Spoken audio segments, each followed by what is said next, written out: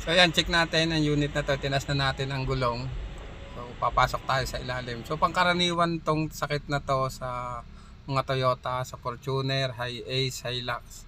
So i-share ko sa inyo kasi pinahirapan kami dati ng trouble na to. Baka maka-encounter kayo. Start! Reverse!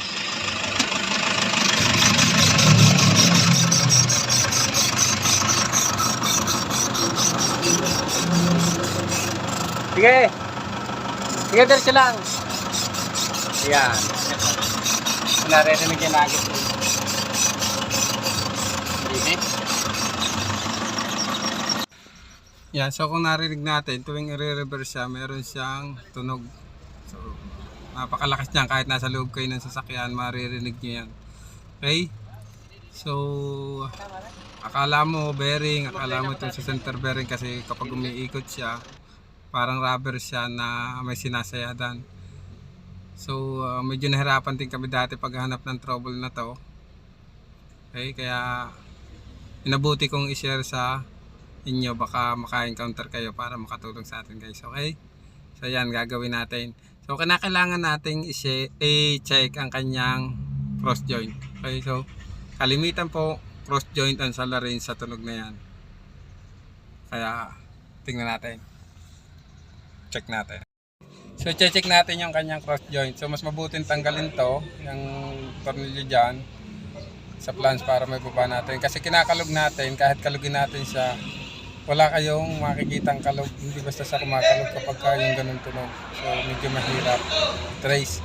Kaya mas mabuti tanggalin natin. Special tatlong cross joint, ito sa dalawa, ito sa dalawa,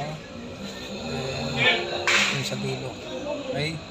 So baba natin para ma-check natin kung cross joint, kahit ilawit lang natin. Okay, so yan, ilawit natin to. Then kapag nailawit na natin, mas madali siyang i-check. O, katulad nito, nakalawit na dito, kahit ngayon natin ikutin yan.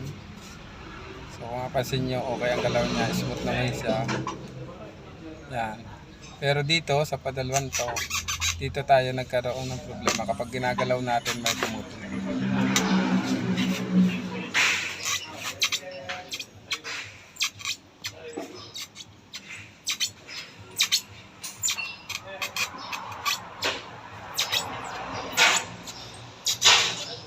So yeah, kung mapapansin nyo habang ginagalaw natin, sumasabay yung tunog. So itong ng center bearing ang nagka-problema.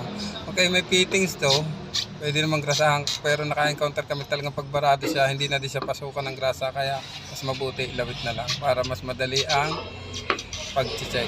Okay, so madali lang naman bunutin, madali lang naman ibaba. So mas maigi ibaba na lang para sa tayo.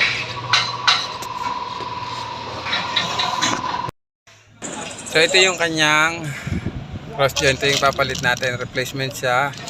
So GMB ang brand. Ito yung kanyang part number. So pang ano to, pang Fortuner. So ayan, kung mapansin nyo, natanggal na natin yung kanyang cross joint. Itong side na to, makinis pa siya. So wala pa siyang tama. Pero dito sa kabilang yan, ayan, kung mapapansin nyo, may bangas na, may bakat na yung pinagtatamaan ng needle bearing. Yan po yung pinanggagalingan ng tunog. So yan, tanggal na natin ang buo at mapapansin nyo ilan side yung nagkatama dun sa cross joint. Halos yung tatlong side may tama na. So kaya kailangan paltunan natin, hindi siya makukuha sa greasing. Okay, so ayan, nakakabit na yung bago. Kahit galaw-galawin natin siya, wala tayong maririnig na tunog. Ayan, ikot-ikotin natin. Dapat swabe siya sa iba-ibang side. Kung mapapansin nyo kanina, yung ibang side, hindi na siya may ibo dun sa luma. Okay? So ayan, kakabit na natin to sa ating sasakyan. So ayan, pagka binalik na natin, be sure na mahapitan natin ng ayos yung ating center bearing, then yung tornilyo dun sa flange. Then after that, pwede na natin siyang i-test drive kung wala na yung tunog. Pero kung mapapansin nyo naman kanina, sureball na tayo kasi nung inlawit natin, tumutunog na agad yung hinahanap nating tunog. Okay, so ayan, buo na.